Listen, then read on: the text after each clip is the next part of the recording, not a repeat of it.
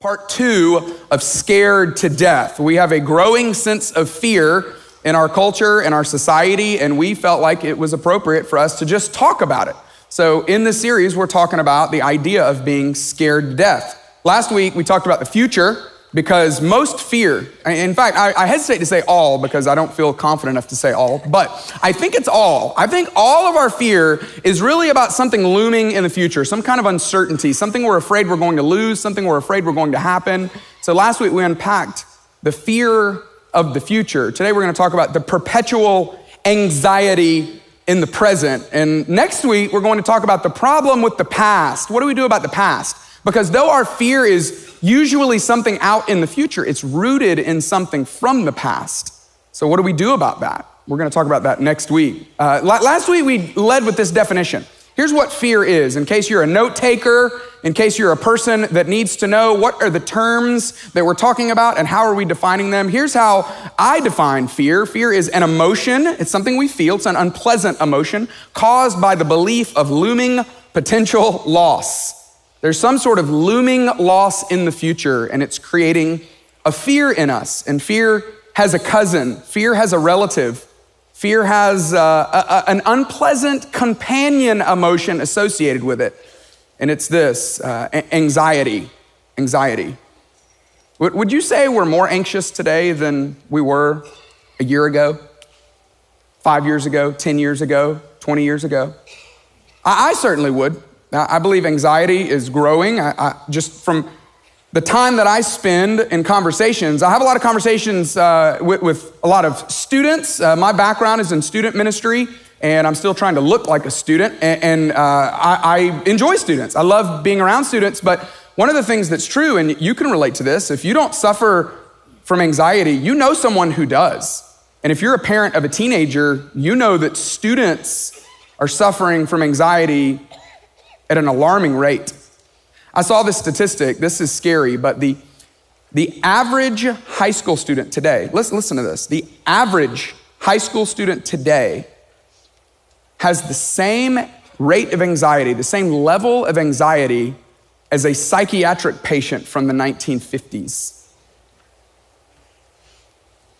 That's alarming, right? In fact, I have read about how anxious America is. America in general is just anxious. In fact, we are more anxious than pretty much every other country on planet Earth. In fact, I read that if someone immigrates to America from another country, they naturally get more anxious. They just become more anxious just by being here. There's a lot of other benefits to being here, I think. But one of the side effects is that you might become more anxious. I don't know, that should be a part of the conversation around immigration, I would say. It's at least a caution, hey, be careful. There's a lot of great things in America, but you might also get a little more anxious.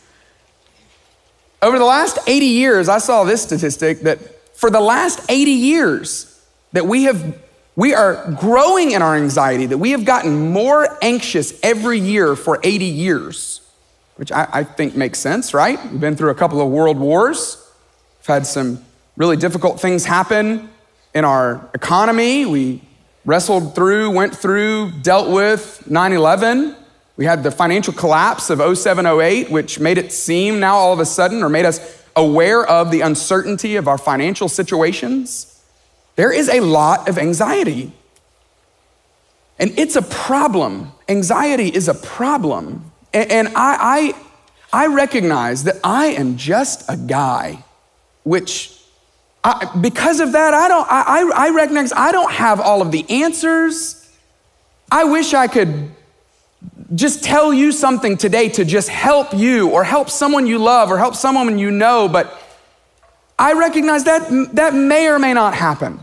But what I genuinely believe, no matter where you are, no matter who you are, no matter how much anxiety you struggle with, I believe it can get better. That's why I've decided today to spend the majority of our time talking about an issue that is plaguing our culture, our society, in hopes that maybe something good would come of today.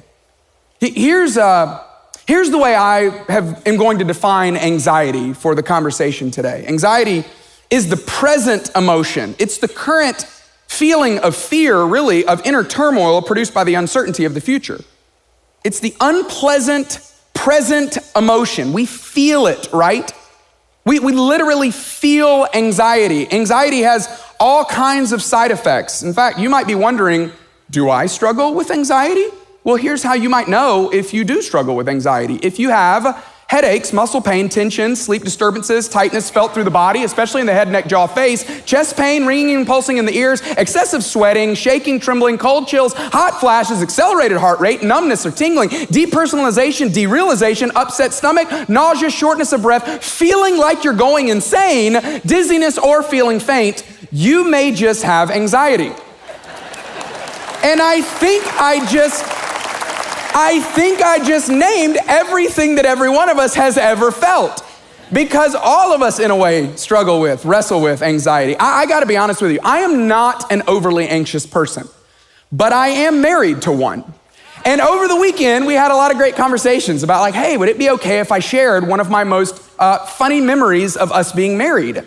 I remember one morning waking up, it was a couple of years after we had gotten married, and my wife said, hey, how you feeling? What's up? And she said, I just feel kind of anxious. I'm like, what's going on? Like what, as a fixer, I'm like, give me the problem, I'll fix it, I swear. It's good marriage advice, right? She said, no, I'm feeling kind of anxious because I feel like I need to be worried about something, but I don't know what it is that I need to be worried about. I remember literally being floored. I mean, I was like, wait, you don't have anything you're anxious about.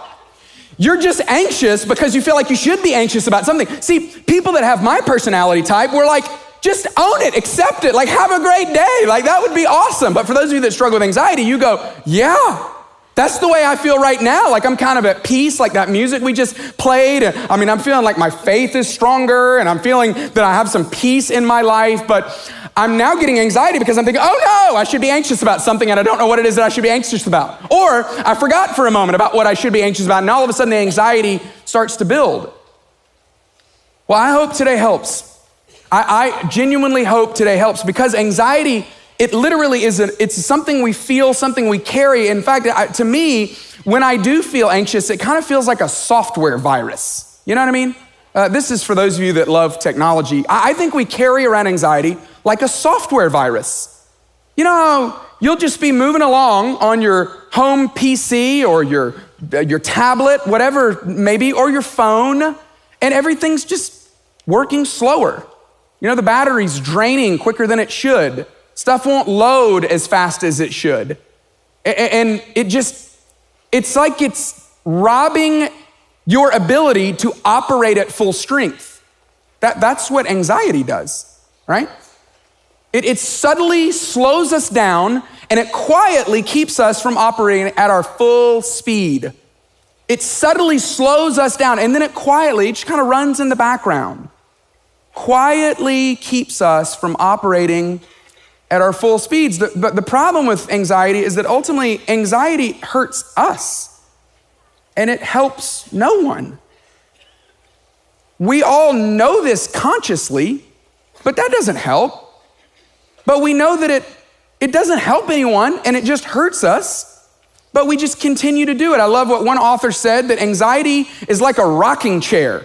It gives you something to do and it gets you nowhere. Have you ever heard this before? I think that's fantastic. That's how anxiety feels like. It's like you're in a rocking chair, and you got something to do, which is nice, but it's not going anywhere. It's a lot of movement, but it's not taking you anywhere. So what do we do about it? Well, this is to me, I've got a buddy named Grant who is great with word pictures, and I saw him do this and I thought, that's exactly how anxiety feels. That anxiety really feels like this big rock, right? This is heavier than I anticipated. I was hoping for like a brick that I could manage, but this is literally going to take some effort. But this is how anxiety feels. It feels heavy. It's got some weight to it, but we just carry it around, right? It's just literally like we're just walking around in life having this conversation with whoever it is we're having with, going about our day, trying to deal with our families. And for the first 60 seconds, I'm fine. But if I had to carry this all day long, it would eventually slow me down. It would affect my life. And so what we do is we get a backpack, right? We get a backpack and we put it in a backpack because that'll at least make it easier, and we don't want anybody to see it. And so then we just carry it around. You remember when you were like in middle school and you first got assigned all your books and your Trapper Keepers, and all the folders that you had, and your backpack was huge, it was like bigger than you are. And you're just walking around with it, carrying it around. And that's the way anxiety works. People are like, hey, what's in your backpack? You're like, don't worry about it, it's fine. I got it, man, I got it, right? Because we carry anxiety, we carry the uncertainty of the future, the problem of our family, the outcome of what's gonna happen with our job, the situation with our kids, the situation with our aging parents, the drama in the relationship. We just put it in a backpack and we just carry it around. I walked into today thinking I was going to preach the whole message with this backpack, but I can't because this is literally too heavy to hold on to. So I'm going to set it down, which is not what we do with anxiety, okay? So this is where the metaphor is breaking down. We don't actually set it down, but just for the sake of my own shoulders and the lack of working out that I've been doing lately, I'm not going to carry that. So what's the answer then? What do we do? Well, it's easy, just stop. No, I mean, serious, just stop. Stop being anxious. Have you ever had someone tell you that and you're like, you don't get it. You definitely don't get me. Why is that? Because you can't stop. You don't know how to stop. We don't know how to stop because we're just carrying it around. So just so you know today, the answer is not just stop. But I do think there is an answer. I do think there is a way where we can overcome our anxiety. I want to go to two different places in the New Testament. This is interesting because we're going to look at these two letters. One that was written by a guy named Peter, close follower of Jesus. One that was written by a guy named Paul, a close follower later on in his life of Jesus. But it's crazy because what we believe about these is though we believe they are letters that these two men wrote to certain people, we also believe that they are the word of God. This is crazy. But we believe somehow that as these men were writing these words, that they are literally inspired by God. And I can't explain all that to you in our short amount of time. Even if I had more time, I don't know that I could explain it to you. But it's one of the mysteries of faith is that we believe that God has literally spoken. And in both these cases, these two men spoke specifically about anxiety. Now, I don't know what they had anxiety about in the first century because they didn't have fidget spinners. And so clearly I'm like, well, you didn't have anxiety because y'all didn't have any spinners, You have to have a fidget spinner to actually struggle with anxiety or vice versa, other way around. I don't know, but I don't know what they were struggling with. I don't know what they were anxious about, but I do know they spoke directly to it. And so I want to read you what they wrote because I think it's really, really helpful for your anxiety, for my anxiety. Here's what Peter said in 1 Peter. He begins this way with this section. He says, all of you, in Greek, which means all of you, right? Okay, so the people he's writing to, he's like, everyone included, everyone, all of it, all skate, right? We're all in this together, all of you. Clothe yourself with humility. Wait a second, I thought we were talking about anxiety. He's going to talk about anxiety in a second, but first he starts with humility, which I find very interesting because what does humility have to do with anxiety? Last week we looked at the word fear, and I think the answer to overcoming fear is to be overwhelmed with the love of God. But when I think about fear, I don't think about the word love. In the same way, when I think about anxiety, I don't think about the word humility. But he's going to make a very strong case that both of these are related. Here's what he reaches out for back in the past. He said, all of you clothe yourselves with humility toward one another because, and then he says something really important and powerful and fascinating and very strong, not very delicate or light. He says, God opposes the proud, but shows favor to the humble. This is phenomenal to me. That we have a God who, when it comes to humility, when we humble ourselves, God shows favor to people who humble themselves. But he opposes, he literally sets himself up against. This opposes is a military word that God brings all of his force against those who are proud. Uh-oh. Because all of us are proud, right? But he says God shows grace to, favor to, he shows kindness to, He helps those who come at this with humility. But he shows opposition to, he sets himself against those who are walking around in pride. What's the difference between pride and humility? You know this, but just to put it in layman's term, it's just this. Pride says, I got this, right? Unfortunately, I think a lot of us have a lot of pride, not around our anxiety.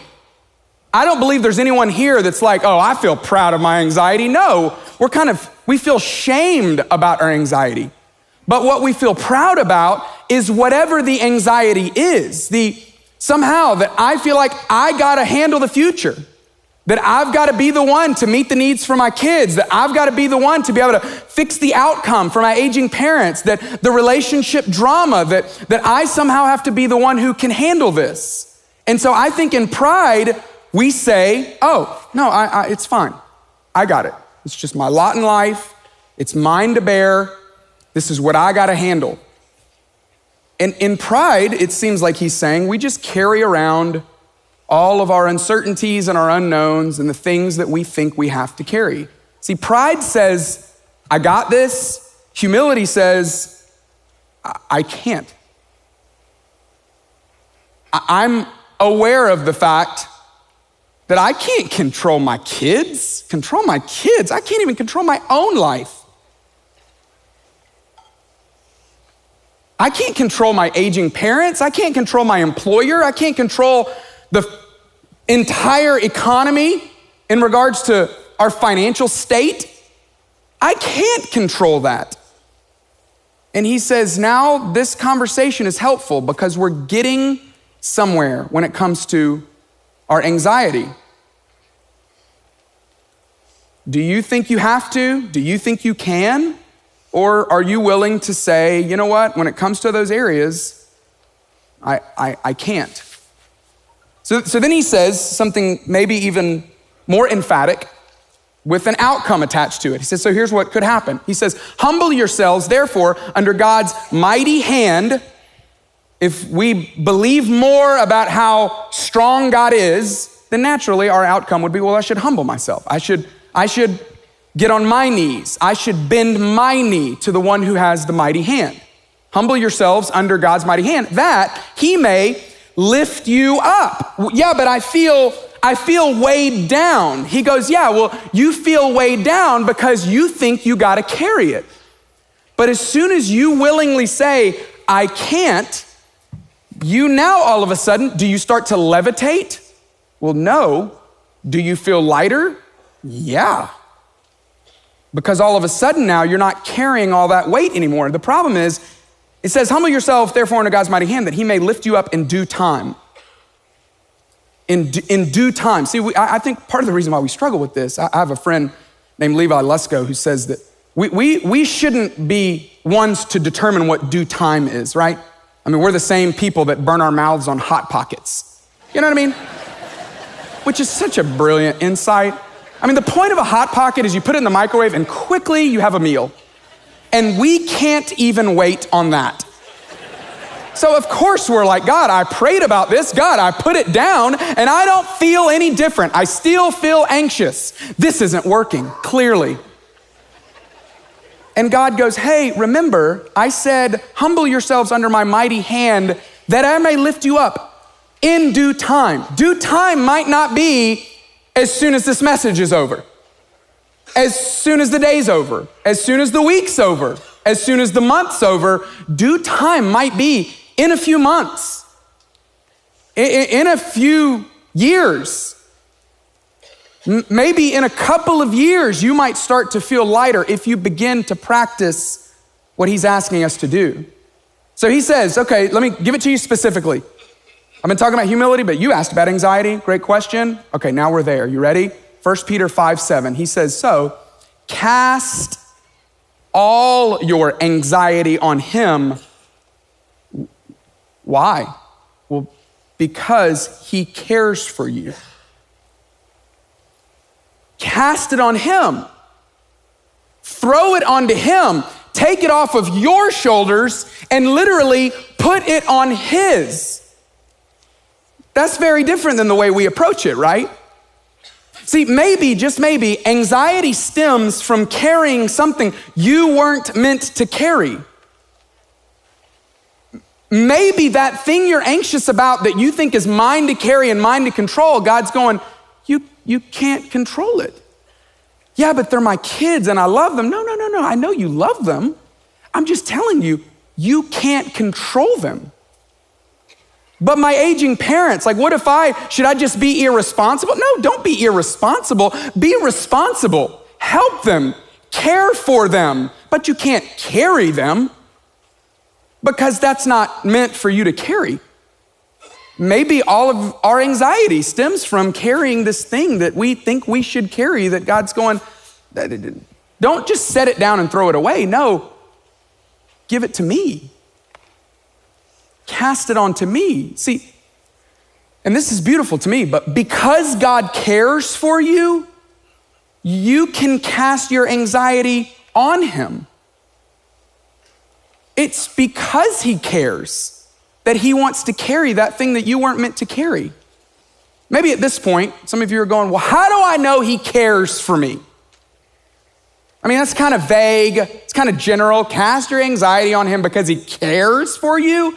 Like God's this eternal celestial care bear, and I'm just supposed to cast it on him because he cares? If you're asking that question, thank you, because that's what's next in my notes. And I want to talk about why I think you can believe that he cares for you. If you guys would, go ahead and bring that out at this point. This will be fairly dramatic because of the size of this. Come on, yep. Why can we believe that God literally cares for us? I mean, what has he ever done that would show us that he actually cares for us? I mean, has there ever been any statement? Has there ever been anything he's ever said, anything he's ever done that would let you and I know that he actually cares for us? Thank y'all so much for doing that.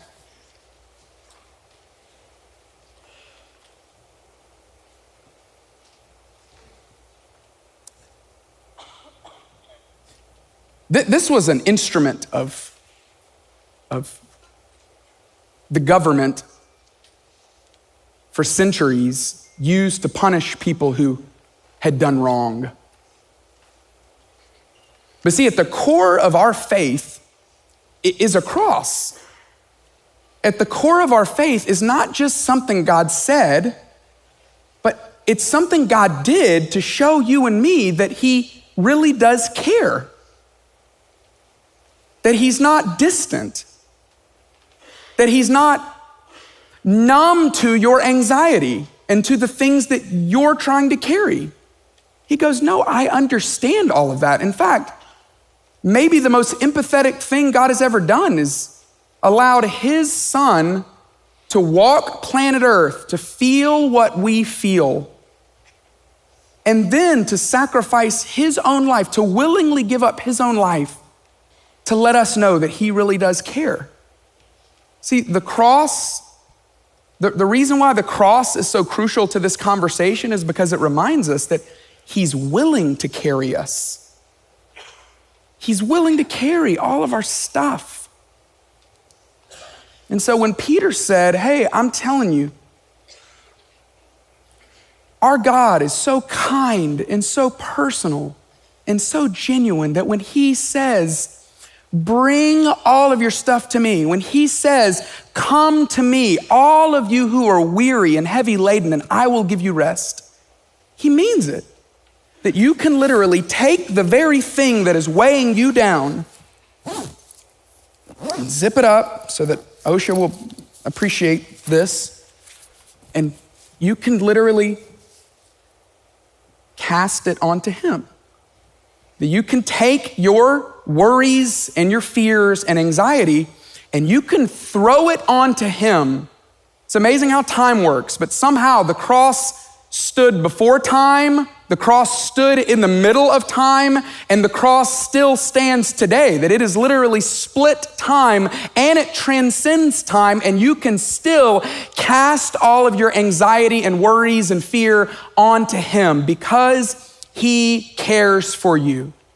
And when you get fixated on that thing that you can't deal with, that you can't control, and you think it's your responsibility and you think it's yours to fix and yours to control, he's saying, no, get a broader view. You need to back out.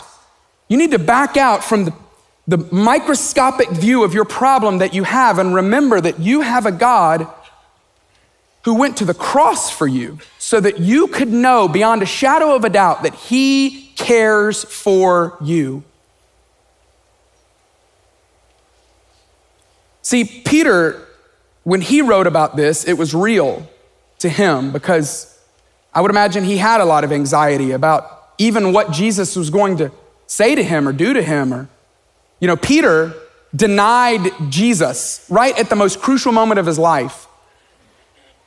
But on that Sunday morning when Jesus was resurrected from the dead, Peter ran to the tomb after he had heard from these women that the tomb was empty. He ran to the tomb, which I find fascinating because he could have thought that Jesus was gonna say, good to see you, Peter, sit down, let's talk. So you denied me, huh? I'm sure it was just once, wasn't it? No? Twice? Couldn't be. How many times, Peter? 3 times? You can leave now, thanks. But he didn't do that. He loved him. And so when Peter wrote, you can cast all your anxiety on him because I'm telling you, he cared for me in that moment and he cares for you. Some of you, you feel like a runaway. You feel like, yeah, but I've denied my faith. Yeah, but I've walked away from my faith. I set my faith down. It's still true. You can still cast your anxiety on him because he cares for you. Paul, though, when he wrote about it, he was more direct with what you need to do. For some of you, you go, well, that's kind of vague. And I mean, it works as an illustration. I get it because the cross, you put it up there but is the nail gonna hold and is the thing gonna fall over? And I'm glad I'm not sitting in the front row. That's what some anxious people are naturally thinking. And I will say, I don't know how strong this nail is or this cross is, but I do know that the cross of Jesus won't let you down. I can say that, even though this one might at some point. Sorry about that. But Paul was more direct. He said, let me just specifically tell you what you should do, because maybe that's too difficult for you to comprehend. So he says, let me give it to you practically, okay? So for those of you that are like, okay, conceptual, got it, give me the nuts and bolts. What am I supposed to do today? Paul's your guy. Here's what he says, Philippians 4. He says, do not be anxious about anything. Done. Case closed. Got it. Thanks, Paul. No, he doesn't end there. He says, okay, let's start with this. Don't be anxious about anything. So stop being anxious. I'm not gonna leave you there hanging though. I'm gonna tell you how to do that. Here's what he says. But in every situation, by prayer and petition.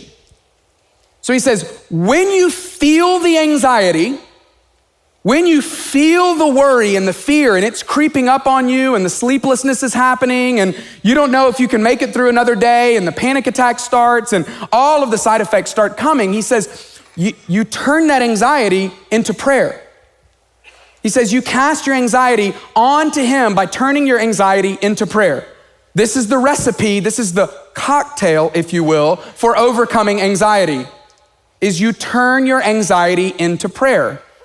Again, the danger though is some people are gonna be like, oh, pray, seriously, bro? Like that's your JV answer to my varsity problem? Like, come on. No, that's what Paul said, so don't shoot the messenger. You're welcome to shoot Paul. Paul said, yeah, turn it into prayer. But see, the problem is the due time thing, right? Because we're going, I tried prayer and it didn't work.